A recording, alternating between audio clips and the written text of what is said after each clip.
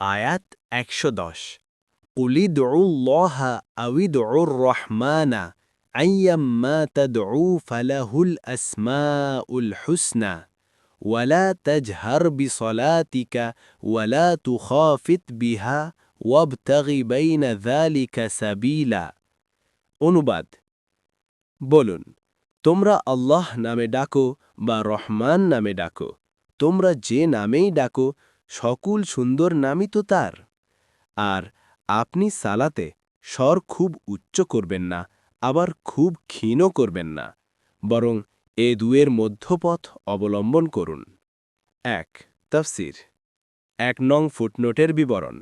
এ আয়াত নাজিল হওয়ার কারণ হিসেবে এসেছে যে মক্কায় রাসূলুল্লাহ সাল্লাল্লাহু আলাইহি ওয়াসাল্লাম যখন সালাতে উচ্চস্বরে তেলাওয়াত করতেন তখন মুশরিকরা ঠাট্টা বিদ্রূপ করত এবং কুরআন, জিবরাইল ও স্বয়ং আল্লাহ তাআলাকে উদ্দেশ্য করে ধৃষ্টতাপূর্ণ কথাবার্তা বলত। এর জবাবে আয়াতের শেষাংশ অবতীর্ণ হয়েছে।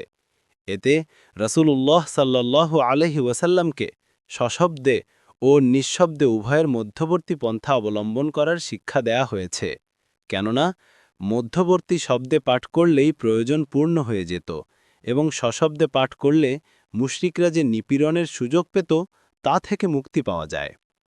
কোনো মুফাসসির বলেন, এ আয়াতে সালাতে কুরআন তেলাওয়াতের আদব বর্ণনা করে বলা হয়েছে যে খুব উচ্চ স্বরে না হওয়া চাই এবং এমন নিঃশব্দেও না হওয়া চাই যে মুক্তাদিরা শুনতে পায় না।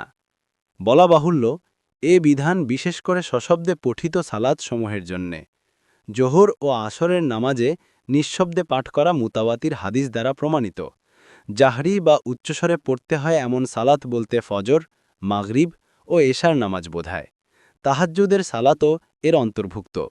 যেমন এক হাদিসে রয়েছে, একবার রাসূলুল্লাহ সাল্লাল্লাহু আলাইহি ওয়াসাল্লাম তাহাজ্জুদের সময় আবু বকর রাদিয়াল্লাহু আনহু ও ওমর রাদিয়াল্লাহু আনহু এর কাছ দিয়ে গেলে আবু বকরকে নিঃশব্দে ও ওমরকে উচ্চস্বরে তেলাওয়াতরত দেখতে পান। রাসূলুল্লাহ সাল্লাল্লাহু আলাইহি ওয়াসাল্লাম আবু বকর রাদিয়াল্লাহু আনহুকে বললেন, আপনি এত নিঃশব্দে তেলাওয়াত করেন কেন? তিনি আরজ করলেন, যাকে শোনানো উদ্দেশ্য তাকে শুনিয়ে দিয়েছে, আল্লাহ তাআলা গোপনতম আওয়াজও শ্রবণ করেন।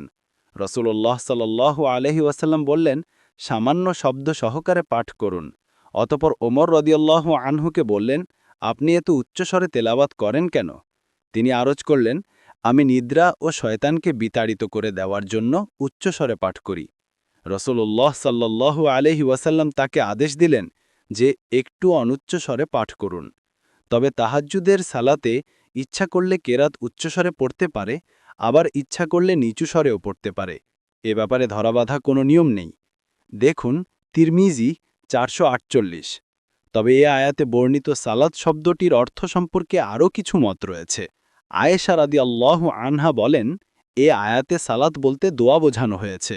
বুখারী ৪৭৩৩, মুসলিম ৪৪৭। সুতরাং সেই অনুযায়ী দোয়া করতে স্বর খুব উঁচু করতে নিষেধ করা হয়েছে।